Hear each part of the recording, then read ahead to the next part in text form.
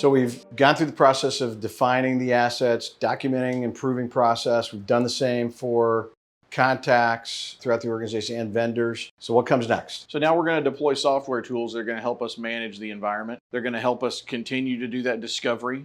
We'll start with how that works. We use RMM tools that are SaaS-based. So RMM stands for Remote Monitoring and Management. It's a piece of software that's cloud-based. It uses agents that we install within the environment to do various things. Hardware asset inventory, hardware asset management, system patching. Monitoring is one of the key elements of it. So it's going to monitor all of the telemetry that's going on inside that piece of hardware. So things like CPU utilization, RAM utilization, disk space utilization, the health of all the hardware in the machine as it can pull it out of the machine's diagnostics tools. So the RMM tool goes in, it's multi-tenant, of course, here. So every one of our customers resides in this environment, but because it's multi-tenant, it silos out each customer, and each customer's data is isolated and secure.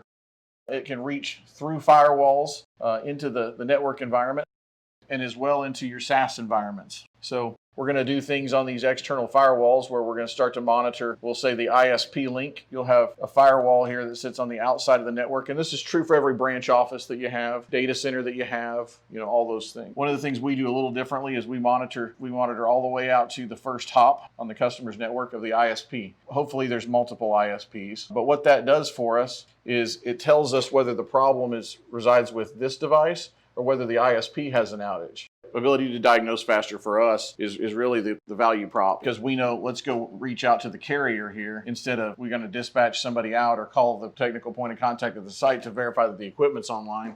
We know that it's down at that first hop. That's a carrier outage. So as you know, in our network operations center, we support tens of thousands of network elements and circuits from telecom service providers. And by doing this, it helps us with that first set of triage tremendously. One of the core benefits of Netrio at its core and its founding being a outsourced NOC for service providers, that gives us a leg up in being able to troubleshoot way quicker. Yeah, and that's something that we do that's a little bit unique. I haven't seen it in any other industry. When I mention it at trade shows or amongst my peers, everyone's like, wow, that's a really good idea. It's one of those things that's a very simple approach towards that proactive management, but it makes a ton of sense. Sure. So we're defining these customers inside our multi-tenant environment.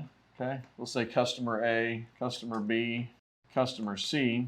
And we're keeping all of these customers' data isolated, right? And from a management perspective, our agents within our managed IT services organization can go view these independently or these in a big single pane of glass. So what I'm drawing here is kind of the single pane of glass that they use to operate on a daily basis. So this is displayed inside our NOC. So it's up on the wall, one of the monitors that's there. They also use it on one of their PC screens.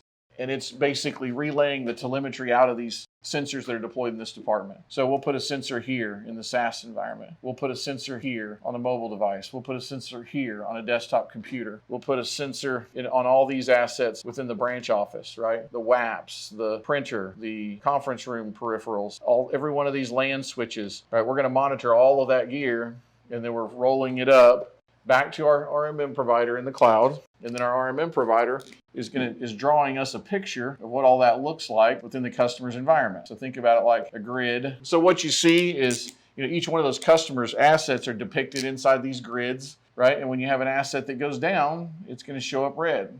So what happens when it shows up red is it's going to alert our managed IT services group by way of creating an incident within our incident management system. They'll see the visual. We're surveillance on the TV on the alarms. Then they see it pop into the queue as a tier 1 issue that a device is down. That's all built in advance during the onboarding process. Correct. So that when it goes live, we're ready to support it. So, in a normal course of a day, most of these are green. These assets are online. You may have a few that are in orange state. We'll call that degraded, right? So this system may not be down, but let's say it's a file server that is running out of disk space. Well, if it runs out of disk space, it's going to be down. But if we proactively go address that and get it from orange state back to green by clearing up disk space, we've prevented an outage.